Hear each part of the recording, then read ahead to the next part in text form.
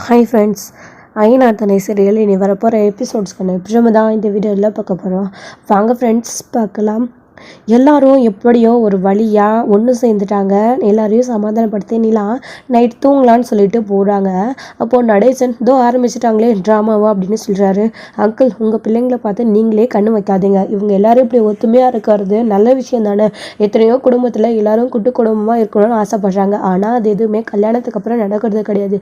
அது எல்லாத்தையும் தாண்டி நம்ம ஒன்றா இருக்கணும்னு அவங்க பேசிகிட்டு இருக்காங்க.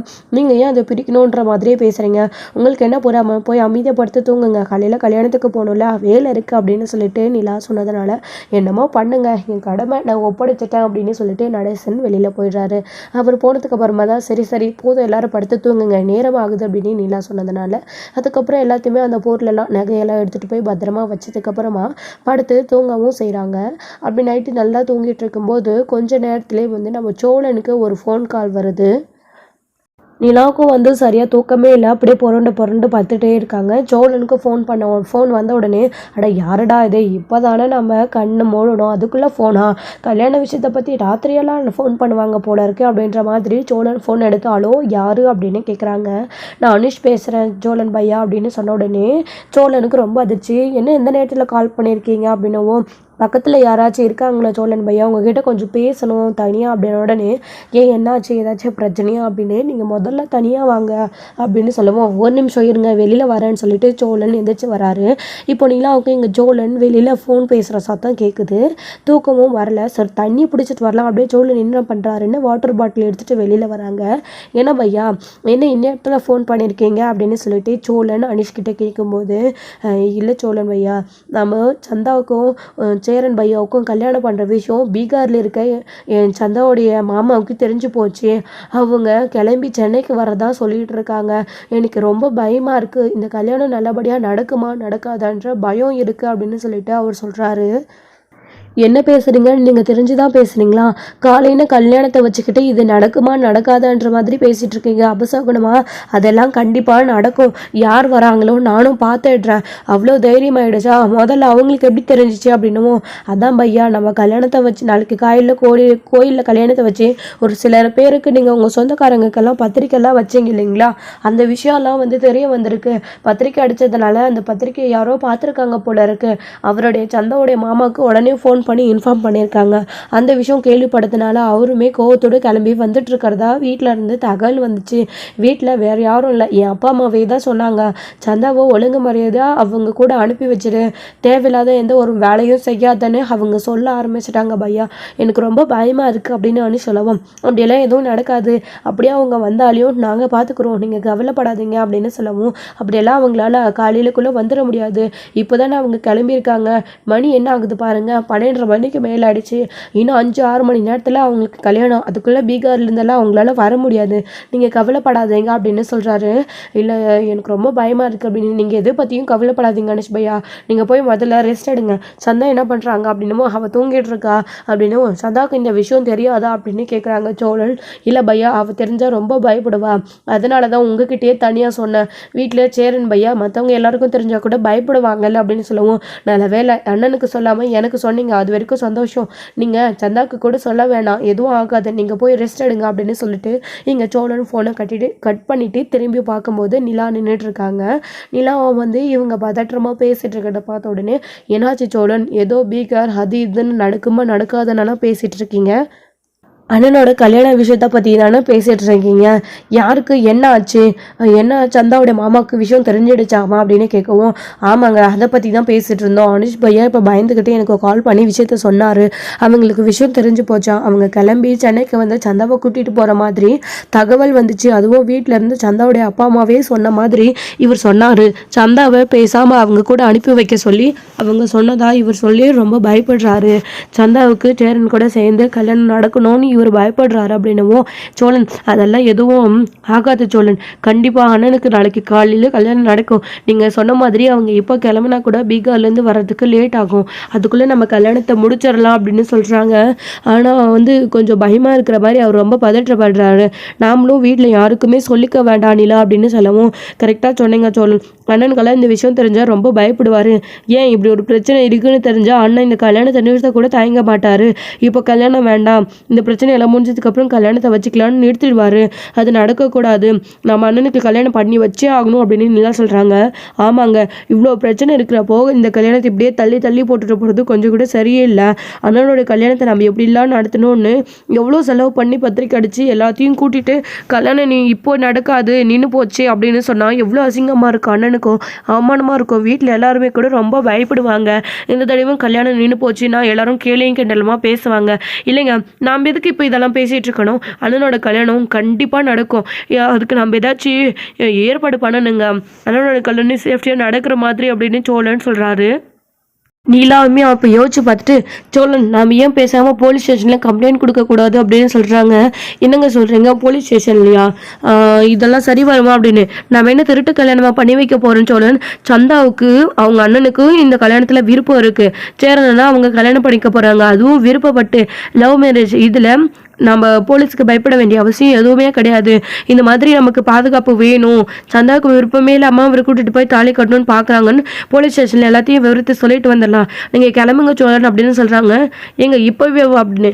சோழன் இதுக்கெல்லாம் நேரம் காலம் பார்த்துட்டு இருக்க முடியாது, நீங்கள் கிளம்புங்க அப்படின்னு சொன்னதும் சரிங்க கார் கீ எடுத்துகிட்டு வந்துடுறேன்னு உள்ளே போய் சோழன் சட்டையை போட்டுட்டு கார் கீ எடுத்துகிட்டு வராங்க. நிலாவுமே ரெடியாக இருக்காங்க. வந்த உடனே 2 பேரும் கார் எடுத்துகிட்டு நேராக போலீஸ் ஸ்டேஷனுக்கு போகிறாங்க.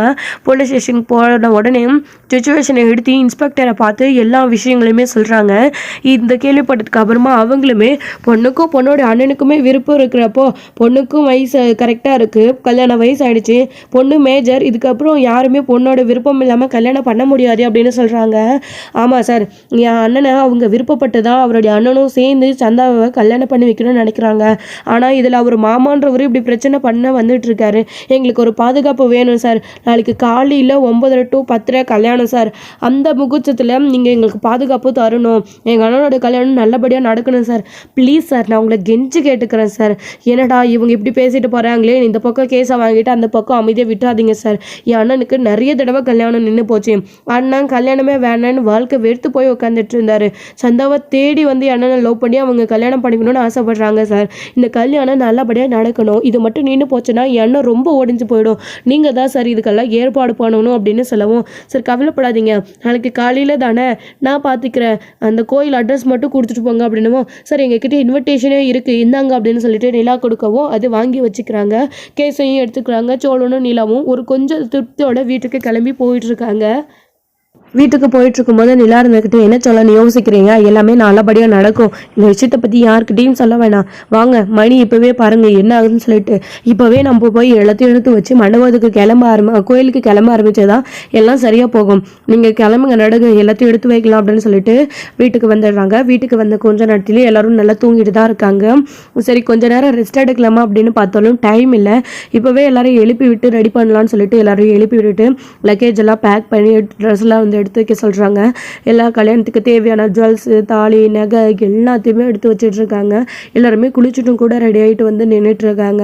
என்னப்பா நிலா, உன் கண்ணெல்லாம் ஒரு செவந்திருக்கு, நீ நல்லா தூங்கலையாப்பா நைட்டெல்லாம் அப்படின்னவும், அண்ணா என்னவோ தெரியல, நான் சரியாக தூக்கம் வரல அப்படின்னு சொல்லவும், ஏன்ப்பா என்னாச்சு, திரும்பவும் ஏதாச்சும் பயமாக இருக்கா, ரூம்குள்ளே பாம்பு எதுவும் வந்துடும் அப்படின்னு சொல்லிட்டு சரின்னு கேட்கும்போது, அதெல்லாம் ஒன்றும் இல்லைண்ணா, என்னவோ தெரியல சரியாக தூக்கம் வரலண்ணே, கல்யாண வேலையில் உங்கள் கல்யாணத்துக்கான பிஸியில் இருந்துட்டோம் இல்லைண்ணா அப்படின்னு சொல்கிறாங்க. ஏன்னாப்பா எங்கள் எல்லாரும் ரெஸ்ட் எடுக்க சொல்லிட்டு நீ தூங்காமையே இருந்திருக்கு அப்படின்னு கேட்கும்போது, அண்ணா விடுங்க இன்னைக்கு ஒரு நாளைக்கு தானே, நாளைக்கு எல்லாரும் ரெஸ்ட் எடுத்துக்கலாம் அப்படின்ற மாதிரி நிலா சொல்லிட்டு நேரமாகுது கிளம்பலான்னு சொல்லிட்டு எடுத்துகிட்டு கிளம்பலான்னு ரெடியாகி நிற்கிறாங்க. கொஞ்ச நேரத்துலேயே சோழன் நல்ல பெரிய வேனை அரேஞ்ச் பண்ணியிருக்காங்க. இங்கேருந்து கோயிலுக்கு போகணும், அவங்களோட சொந்தக்காரங்க வந்தக்காரங்க எல்லாருமே வருவாங்க அப்படின்றதுனால வேன் வந்த உடனே நிலா வேன் வந்துடுச்சு அப்படின்னு சொன்ன உடனே ரெடி சோழன் அப்படின்னு லக்கேஜ் எல்லாம் சோழன் வந்து நிலா எடுத்து கொடுக்க வேனில் எடுத்துகிட்டு போய் வச்சுருக்காங்க. கொஞ்ச நேரத்துலேயே கார்த்திகா வராங்க. கார்த்திகா வந்த உடனே மாமா அப்படின்னு வந்து ரொம்ப சந்தோஷப்படுறாங்க. என்னப்பா வீட்டில் இருந்து எல்லாரையும் கூட்டிகிட்டு வர சொன்னால நீ மட்டும் வந்திருக்க, எங்கே அவரு அப்படின்னு கேட்குறாங்க. தப்பாக நினச்சிக்காதீங்க மாமா, நானும் கூட்டிகிட்டு வரணும்னு தான் நினச்சேன், ஆனால் அவருக்கு ஏதோ முக்கியமான வேலை இருக்குன்னு சொல்லிட்டு வரல, ஆஃபீஸ் விஷயம் முக்கியமானது, லீவ் போட முடியாதுன்னு தான் என்னை மட்டும் போயிட்டு வர சொன்னார், நான் மட்டும் தான் வந்திருக்கேன் மாமா, கவலைப்படாதீங்க, வீட்டில் பாருங்கள் அம்மா மாமா எல்லாரும் வராங்க, அப்பா கூட வர முடியல மாமா அப்படின்னு சொல்லவும், என்னப்பா நீ இப்படி சொல்ற அப்படின்னமோ, அதான் நான் வந்திருக்கேன்ல மாமா, வீட்டில் அம்மா வந்திருக்காங்க, மாமா வராரு, இது தவிர உங்களுக்கு என்ன வேணும், நாங்கெல்லாம் இருக்கோம் மாமா அப்படின்னு சொன்னதும், சரிப்பா அப்படின்னு சொல்லிட்டு பேசிட்டு இருக்கவும், நிலா வராங்க, வாங்க நிலா எப்படி இருக்கீங்கன்னு கேட்குறாங்க, நீங்கள் எப்படி இருக்கீங்க கார்த்திகான்னு மாற்றி மாற்றி பேசுகிறாங்க எல்லாருக்கிட்டையும். அதே மாதிரி கொஞ்ச நேரத்துலேயே வந்து கஸ்தூரி அவருடைய அண்ணன் எல்லாருமே வந்துடுறாங்க. ஏன் இன்னும் கூட நம்ம ஒரு சில சொந்தக்காரங்க, சேரனோட சொந்தக்காரங்க, அக்கம் பக்கம் பக்கத்து வீட்டுக்காரங்களாம் ஒரு சிலர் வராங்க. எல்லாரும் வந்ததுக்கப்புறமே கிளம்பிடலாமா, ஆல்ரெடி நேரம் ஆகுது, கோயிலில் வேற இன்னும் ஏற்பாடெல்லாம் இருக்குன்னு சொல்லிட்டு கிளம்பலாமான்னு சொல்லிட்டு கிளம்பிட்டு இருக்காங்க. இன்னொரு சைடு வந்து அங்கே பொண்ணு வீட்டு சைடில் இருந்து அனுஷ்க்கு வந்து சோழன் ஆல்ரெடி கால் பண்ணியாச்சு. ஸோ நாங்கள் மண்டபத்துக்கு கிளம்பிட்டோம் அப்படின்னு சொல்லிட்டு, நாங்களும் ரெடியாக தான் இருக்கோம் சோழன் பையா, சந்தாவை கூப்பிட்டு வந்தால் போதும் அப்படின்னு சொல்கிறாங்க. அப்போ தான் நம்ம சோழன் வந்து நிலா கிட்ட அவங்களுமே வந்து கிளம்பிட்டாங்களா அப்படின்னு சொல்லவும், ஆமாம் இல்லை நம்ம இதை மறந்துட்டோம் பாருங்கள் சோழன், சந்தா அங்கே தனியாக இருக்காங்க, அவங்கள ரெடி பண்ண கூட ஆள் இல்லை, நீங்கள் நேராக அவங்கள கோயிலுக்கு வர சொல்லிவிடுங்க, நான் அங்கே போனதுக்கப்புறமா கார்த்திகா இருக்காங்க, 2 பேரும் சேர்ந்து சந்தாவை ரெடி பண்ணிடுறோம் அப்படின்னு சொல்லவும், அதெல்லாம் அவங்க வந்துடுவாங்கங்க, வந்ததுக்கப்புறம் பார்த்துக்கலாம், சந்தா தனியாலாம் கஷ்டப்பட மாட்டாங்க அப்படின்னு சொல்லிட்டு கோயிலுக்கும் கிளம்பி போயிட்டு இறங்கவும் செய்கிறாங்க. அங்கே இறங்கின உடனே அமைதியாக இருப்பாங்களா. இன்னொரு சைடு வானத்தியோடைய ஆட்டோவிலேயே அவருடைய அம்மா அப்பா வானத்தி எல்லாருமே வந்திருக்காங்க. அவருடைய அண்ணன் மட்டும்தான் மிஸ்ஸிங். ஸோ எல்லாருமே வந்த உடனே கொஞ்ச நேரத்துலேயே வந்துட்டு அனுஷ் வீட்டிலேருந்து அவங்க 2 பேருமே வராங்க. வந்ததுக்கு அப்புறமா நானே உங்களுக்கு கால் பண்ணணும்னு நினச்சேன், ஆனால் மறந்துட்டேன், சந்தா நீங்கள் கவலைப்படாதீங்க, உங்களை ரெடி பண்ண நாங்கள் இருக்கோம், நீங்கள் வாங்க அப்படின்னமோ, சோழன் நீங்கள் அண்ணனை ரெடி பண்ணிடுவீங்களா அப்படின்னமோ, அண்ணனை ரெடி பண்ணுறது ஒரு வேலையாங்க, கூடவே பல்லம் வந்தால் எந்த நேரமும் சுற்றிட்டு இருக்கான், அவன் ரெடி பண்ணிடுவான் அப்படின்னு சொல்லவும், நீங்களும் ஒரு எட்டு பார்த்துக்கோங்க சோழன் அப்படின்னு சொல்லிட்டு, அப்புறம் வானத்தை வந்துட்டு, நீ வானத்தை எனக்கு கொஞ்சம் ஹெல்ப் பண்ணுறீங்களா, நம்ம வந்துட்டு இவங்களை சந்தாவை ரெடி பண்ணலாம் அப்படின்னு சொல்லும்போது சரின்னு சொல்லிட்டு கூட்டிகிட்டு போகிறாங்க. அப்படி கூட்டிகிட்டு போய் அவங்கள ரெடி பண்ணிட்டு இருக்கும்போது தான், என்ன நிலாக்கா கையில் வழியெல்லாம் புதுசாக இருக்குது, கோல்டு எடுத்தீங்களா அப்படின்னு கேட்குறாங்க. இல்லை இதை வந்து பாண்டி எனக்காக கொடுத்தாரு அப்படின்னவும், என்னக்கா சொல்கிறீங்க அப்படின்னு, ஆமாம் இது சோழனுடைய அம்மாவோடைய வழிகளாம், இதை பாண்டிக்காக கொடுக்கணும்னு அவங்க நடேசனாக்கிட்ட கொடுத்துட்டு போயிருக்காங்க, இதை வந்து நம்ம பாண்டி எனக்காகவும் சந்தாக்காகவும் ஆளுக்கு ஒரு வழியெல்லாம் பிடிச்சி சேரனுக்கிட்ட ஒன்றும் என்கிட்ட ஒன்றும் கொடுத்துருக்காரு, உண்மையிலே பாண்டிக்கு எவ்வளோ பெரிய மனசு இல்லை, பாண்டியை நீங்கள் கல்யாணம் பண்ணி வைக்க கொடுத்து வச்சிருக்கிறோம் அப்படின்னு பேசிகிட்டே இருக்கும்போது, ஓ அப்படியா அப்படின்னு உடனே வானத்துக்கு முகம் சுருங்கி போயிடுது. அப்போது இவங்களை ரெடி பண்ணி முடிச்சதுக்கப்புறமா, சந்தா பார்க்கவே ரொம்ப அழகாக இருக்கீங்க, அண்ணன் இதில் உங்களை பார்த்தாருன்னா அப்படியே மயங்கி விழுந்துருவார், புடவையில் நீங்கள் ரொம்ப நல்லா இருக்கீங்க, எங்கள் ஊர் பொண்ணா அப்படின்னு சொல்லிட்டு நல்லா தலை நிறைய பூவெல்லாம் வச்சு தமிழ்நாட்டு பொண்ணு மாதிரி சந்தாவை சூப்பராக வந்து ரெடி பண்ணி நிற்க வச்சுருக்காங்க நிலா. அப்புறம் ஜுவல்ஸ்லாம் வந்து போட்டுட்ருக்காங்க. அப்போ தான் வானத்தை இருந்துக்கிட்டு, ஒரு நிமிஷம் நான் வர இருங்கன்னு சொல்லிட்டு பாண்டிக்கிட்ட வராங்க. பாண்டிகிட்ட வந்ததுக்கு அப்புறமா பாண்டி வந்து அங்கே வேலையாக இருக்காரு. சொல்லு வானத்தி என்ன விஷயம் அப்படின்னு கேட்கும்போது, உன் அன்னைக்கு நீ வளையல் கொடுத்தியா அப்படின்னு கேட்குறாங்க. இது எப்படி உனக்கு தெரியும் அப்படின்னு பாண்டி கேட்கவும், கொடுத்தியா இல்லையா அப்படின்னமோ, தெரிஞ்சதுனால தான் நான் வந்து கேட்குறேன் அப்படின்னு சொல்கிறாங்க. அப்போ நீ கொடுத்துருக்குற அப்படின்னமோ, ஏன் அவங்களுக்கு நான் வளையல் கொடுக்கக்கூடாதா அப்படின்னு சொல்லவும், அது உன் அம்மா வழியிலாமே உன் அண்ணியை தான் எல்லாத்தையுமே என்கிட்ட சொன்னாங்க, ஏன் பாண்டி உன் அன்னிக்காகவும் சந்தாக்காகவும் அந்த வளையல கொடுத்துருக்குற, உன் அம்மா வளையல் தானே, உனக்கு கொடுத்தா நீ வச்சிருக்க வேண்டியது தானே, அது கொடுக்கும்போது கூட ஏன் ஞாபகம் உனக்கு வரலையா, நான் ஒருத்தி இருக்கல்ல லவ் பண்ணிட்ட போகணும்னு சொல்லிட்டு எனக்கு கொடுக்கணும்னு தோணலையா பாண்டி அப்படின்னு சொல்லிட்டு வானத்தி கேட்குறாங்க. இங்கே பாரு, அது என் அம்மாவோடைய வளையல், என் அம்மா ஸ்தானத்தில் நினைக்கிற அவங்களுக்கு அதை நான் கொடுக்கணும்னு ஆசைப்பட்டேன். என் வீட்டவையே அவங்க கோயில் மாதிரி மாற்றிருக்காங்க. என் அம்மாவை நான் விவரம் தெரிஞ்சதுலேருந்து ஒரு நாள் கூட நான் பார்த்ததே கிடையாது. இந்த வீட்டுக்குள்ளே வந்ததுக்கு அப்புறமா அவங்க எப்படியெல்லாம் இந்த வீட்டை கவனிச்சுக்கிறாங்க. அது மட்டும் இல்லாமல் சந்தாமே நம்ம குடும்பத்தை புரிஞ்சுக்கிட்டு அண்ணன் கல்யாணம் பண்ணிட்டு நம்ம வீட்டுக்கு வர போகிறவங்க. அம்மா ஸ்தானத்தில் இருக்கிற அவங்களுக்கு தான் இந்த வலையில நான் கொடுக்கணும்னு முடிவு பண்ணி கொடுத்துருக்குறேன். நான் கொடுத்தது தப்பாக இருந்தால் இதுக்கு மேலே நீ என்கிட்ட கோவப்பட்டு சண்டை போடு. என்னுடைய சொந்த காசில் நான் உனக்கு சம்பாதிச்சு இப்போ இருக்கிற நியூ மாடலில் நான் உனக்கு பிடிச்சதெல்லாம் நான் செஞ்சு கொடுப்பேன், வாங்கியும் கொடுப்பேன். வளையல் என்ன நெக்லஸ் கூட நான் செஞ்சு போடுவேன். இங்கே பாரு, இதெல்லாம் நீ பெருசாக எடுத்துக்காத வானத்தி, கோவப்படாத, நான் செஞ்சது தப்பா அப்படின்னு கேட்குறாங்க. வானத்தையுமே புரிஞ்சுக்கிறாங்க. இல்லை பாண்டி, கேட்கணும்னு தோணுச்சு, நான் கேட்டேன், நீ தான் பதில் சொல்லிட்டல்ல, நீ தான் எனக்கு எடுத்து போடுறேன்னு சொல்லியிருக்கல்ல, அவங்கெல்லாம் உன் அம்மா, நான் உன் பொண்டாட்டி, நீ அம்மாவுக்கே கொடுத்துரு அப்படின்ற மாதிரி வானத்தையும் சமாதானமாயிடுறாங்க. ஸோ எப்படா பெரிய சண்டையாக போடுவாளேன்னு நினச்சோம், என்ன வர வர வானத்தி மாறிட்டா, இப்படியே இரு வானத்தி, நீ எனக்கு இப்போ இருக்கிற வானத்தியை தான் ரொம்ப பிடிச்சிருக்கு அப்படின்ற மாதிரி பாண்டியும் பேசிகிட்டு இருக்காரு வானத்தி கிட்ட. சரி சரி, சந்தா ரெடி ஆயிட்டாங்களா? அண்ணி அவங்கள தனியாக கஷ்டப்பட்டு ரெடி பண்ணிட்டு இருக்க போறாங்க, நீயும் போய் ஹெல்ப் பண்ணு அப்படின்னு சொல்றாங்க. நான் நிலாக்கா கார்த்திகா எல்லாரும் சேர்ந்து தான் அவங்கள ரெடி பண்ணிட்டு இருந்தோம். நான் இப்போ உன்னை பார்க்கணுன்றதுக்காக தான் வந்தேன். அவங்க எல்லாம் ரெடியா இருக்காங்க அப்படின்னு சொல்றாங்க. ஓ அப்படியா, சரி நான் வேலையை பார்க்கட்டுமா அப்படின்னு சொல்லிட்டு பாண்டி அவருடைய வேலையை பார்த்துட்டு இருக்காங்க. கொஞ்ச நேரத்துல நேரம் ஆயிடுச்சு, பொண்ணும் மாப்பிளையும் வர சொல்லுங்க அப்படின்னு கூப்பிடுறாங்க. அதுக்கப்புறம் சேரனை பயங்கரமா ரெடி பண்ணி பல்லவா ரெடியாடா அண்ணன் அப்படின்னு கேட்கவும், அண்ணா இங்க வந்து பாருண்ணா அண்ணன் எப்படி ரெடியா இருக்காரு அப்படின்னமோ, டே பல்லவா உன்னை என்னமோ நினைச்சேன்டா, ஆனா அண்ணனை சூப்பரா ரெடி பண்ணிருக்க அண்ணன். புது மாப்பிள்ளை கலை உன் முகத்துல வந்துடுச்சுன்னு வாண்ண போகலாம், இன்னும் கொஞ்ச நேரத்தில் உனக்கு கல்யாணம் நேரம் ஆயிடுச்சு வாண்ண அப்படின்னு சொல்லிட்டு நம்ம சோழன் கூப்பிடுறாரு. சோழா கிண்டல் பண்ணாதடா அப்படின்னு சேரனை நம்ம பல்லவன் சோழன் கூப்பிட்டுட்டு வராங்க. கூப்பிட்டுட்டு வந்து கொஞ்ச நேரத்துலேயே உட்கார சொல்லி மாப்பிள்ளையே உட்கார வைக்கிறாங்க. மாப்பிள்ளையை உட்கார வச்சு சில மந்திரங்கள்லாம் சொன்னதுக்கு அப்புறமா பொண்ணை கூட்டிகிட்டு வாங்க அப்படின்னு சொல்கிறாங்க. அப்போதான் நிலா பொண்ணை கூட்டிகிட்டு வாங்க அப்படின்னு சொன்னதும் நிலா போயிட்டு நான் கூட்டிகிட்டு வரேன்னு சொல்லிட்டு சந்தா கார்த்திகா வானதி 3 பேரும் சேர்ந்து சந்தா கூட்டிட்டு வராங்க. கூட்டிட்டு வந்ததுக்கு அப்புறமா சாந்தாமே மணமேடையில் வந்து உட்கார்றாங்க. அப்புறம் 2 பேர் கையிலையும் மாலையை கொடுக்க சொல்றாங்க. 2 பேரையும் மாலை மாத்திக்க சொல்றாங்க. இருக்கிற டென்ஷன் வந்து நிலா சோழன் யாருக்கிட்டும் வெளியில காட்டிக்காம இந்த கல்யாணத்தை நல்லபடியா நடத்தணும்னு சொல்லிட்டு நல்லபடியா நடத்திட்டு இருக்காங்க. ஸோ அப்படி மாலையெல்லாம் மாத்திட்டு இந்த அச்சதை எல்லாருக்கும் கொடுத்துட்டு வாங்க அப்படின்னு நிலா கிட்ட கொடுக்கும்போது, வானதி இதை நீங்களே எல்லாருக்கும் கொடுக்குறீங்களா அப்படின்னு சொல்லும்போது, நானா அப்படின்னு சொல்றாங்க. ஆமா வானதி நீங்க தான் போங்க, நீங்களும் எங்க வீட்டு மருமக தானே, நீங்களும் இதை செய்யலாம் போங்க அப்படின்னு சொல்லிட்டு அதுக்கப்புறமா அர்ச்சனை எடுத்துட்டு போய் எல்லாருக்கும் கொடுத்துட்டு வராங்க. அப்படி கொடுத்துட்டு வந்துட்டு இருக்கும்போது வானத்துடைய அப்பாவுக்கும் அம்மாவுக்கும் ஒரு வேலை இருக்குடி நாங்கள் போயிட்டு வரோன்னு சொல்லிட்டு 2 பேரும் கிளம்புறாங்க. கல்யாணத்துக்கு வந்துட்டு எப்படிம்மா இப்படி உடனே போறேன்னு சொல்றீங்க அப்படின்னவும், முக்கியமான வேலைன்னு சொல்லிட்டு பொண்ணை கூட பொண்ணுடைய முகத்தை கூட சரியா பார்க்காம அவங்க கிளம்பி போயிடுறாங்க. அப்படி வந்து பொண்ணை வந்து அவங்க பார்த்தாங்கன்னா வானத்துக்கிட்ட இது உன் ஃப்ரெண்டுன்னு சொன்ன, இன்னைக்கு சேரனை கல்யாணம் பண்ணிக்க போற பொண்ணு இங்க நின்றுட்டு இருக்கு அப்படின்னு கேட்பாங்கன்னு சொல்லிட்டு அது எதையுமே வந்து அவங்க அந்த சுச்சுவேஷன்ல பார்க்காம கவனிக்காம கிளம்பியும் போயிடுறாங்க. இது ஒரு விதத்துல வானத்துக்கு நல்ல ஒரு விஷயமா தான் போச்சு. அப்புறம் அச்சதை எடுத்துட்டு வந்து கொடுத்ததுக்கு அப்புறமா சரி நேரம் ஆயிடுச்சு, முகூர்த்த டைம் ஆரம்பிச்சிடலாமா, தாலி கட்டிடலாமா அப்படின்னு விசாரிச்சுட்டு இருக்கும் போது எல்லாம் சங்கியமும் முடிஞ்சதுக்கு அப்புறம் இதுக்கு என்ன வெயிட்டிங், கல்யாணத்தை பண்ணிடலாம் அப்படின்னு சொல்லிட்டு இருக்காங்க. ஃபேமிலியா சேர்ந்து சந்தாவும் சேரனும் நல்லா இருக்காங்கன்னு சொல்லிட்டு எல்லாருமே அவங்கள பார்த்து பேசிட்டு இருக்காங்க. கரெக்டா என்னடா இன்னும் எதுவும் நடக்கலையே, எல்லாம் கரெக்டா போயிட்டு இருக்கேன்ற கரெக்டான சமயத்துல பீகார்ல இருந்து சந்தாவுடைய மாமா வந்துடுறாங்க. சேரன் கரெக்டா தாலி கட்டுற நேரத்துல வந்து துப்பாக்கி எடுத்துட்டு வந்து டப்புன்னு சொல்றாரு. கோயில் வாசல்ல நின்று சந்தா அவங்கள பார்த்த உடனே ரொம்ப அதிர்ச்சி. ஏன் சேரனுடைய கையை இறுக்கமா பிடிச்சிக்கிறாங்க. பயப்படாதப்பா சந்தா, எதுவும் ஆகாது, உன்னுடைய மாமா தானே, இவர் எப்படி இங்கே வந்தாரு அப்படின்னு தெரிஞ்ச உடனே தெரியல அப்படின்ற மாதிரி சந்தா சொல்லிடுறாங்க. அனுஷ்கும் இப்போ என்ன பண்ணுறதுன்னு தெரியல. நிலா சோழனுமே வந்து இப்போ அவர் கரெக்டான டைமுக்கு வந்துட்டாரு, இன்னும் 5 செகண்ட் லேட்டாக வந்திருந்தா கல்யாணமே முடிஞ்சிருக்கும், அப்புறம் என்ன வேணாலும் பார்த்துட்டு இருக்கலாம் அப்படின்னு நினச்சிட்டு இருக்கும்போது தான் அவர் இந்த கல்யாணம் நடக்கக்கூடாது, இந்த கல்யாணத்தை நிறுத்தணும், அவள் ஏன் மர பொண்ணு, அவளை நான் கட்டிக்க போறவன், நீ யாருடா அப்படின்னு சொல்லிட்டு துப்பாக்கி அங்கே சுட்டுட்டு இருக்கும்போது தேவையில்லாத பேச்சு வச்சுக்காத, அண்ணனுக்கும் சந்தாவுக்கு தான் கல்யாணம், இங்கே தான் முதல்ல கிளம்பு, நீ யாரு நீ அப்படின்னு சொல்லிட்டு இங்கே சோழன் பாண்டி பல்லவன் எல்லாருமே கேட்குறாங்க. சேரன் மடமேடையிலே உட்காந்துக்கிட்டு சோழா சண்டவானாடா அப்படின்னு சொல்லிட்டு இருக்காரு.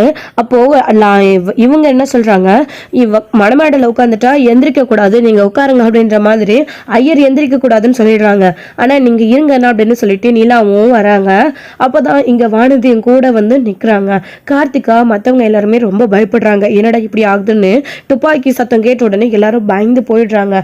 அப்போ நீங்க போங்க, சந்தாக்கு விருப்பம் இல்லாம நீ கூட்டிட்டு போனது எப்படி நினைக்கிற, சந்தா யானை விரும்புறாங்க, அவங்களுக்கு தான் கல்யாணம் அப்படின்ற மாதிரி சொல்லிட்டு இருக்கவும் ரவுடிங்களை விட்டு அவரோட நடிக்க சொல்றாரு. ஓ அடிச்சிடுவீங்களா அப்படின்னு சொல்லிட்டு பல்லவன் பாண்டி அதுக்கப்புறம் சோழன் எல்லாரும் பயங்கரமாக சண்டை போட்டுட்டு இருக்காங்க. ஸோ சண்டை நடக்க ஆரம்பிச்சிடுது.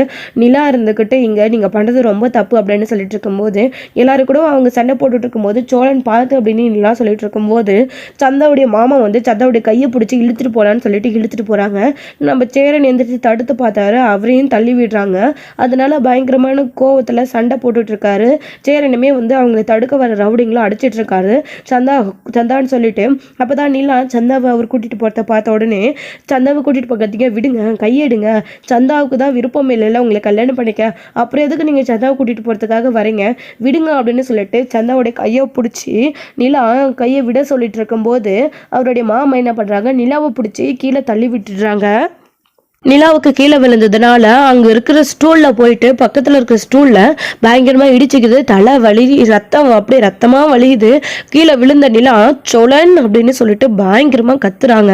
அப்படி கத்தன உடனே ஹலோ நிலாக்கா அப்படின்னு சொல்லிட்டு ஓடி போய் நம்ம வாணிதி தூக்குறாங்க. சோழன், பல்லவன், பாண்டி, சேரன் எல்லாரும் பார்த்த உடனே சண்டை போறத அப்படியே ஸ்டாப் பண்ணிட்டு வேகமா வந்து நிலாவை தான் பாக்குறாங்க. நிலாவுக்கு அடிபட்டுருச்சுன்ன உடனே எவ்வளோ ரத்தம் வருது, நிலா ஹாஸ்பிட்டல் போலாம் எந்திரிங்க அப்படின்னு அதை அமுத்தி பிடிச்சிட்டேன். நிலா என்னாச்சுன்னு ஒவ்வொருத்தரும் பதறி துடிச்சுக்கிட்டு ஹாஸ்பிட்டல் தூக்கிட்ட சோழா அப்படின்னு சேரன்னு சொல்லிட்டு இருக்காங்க.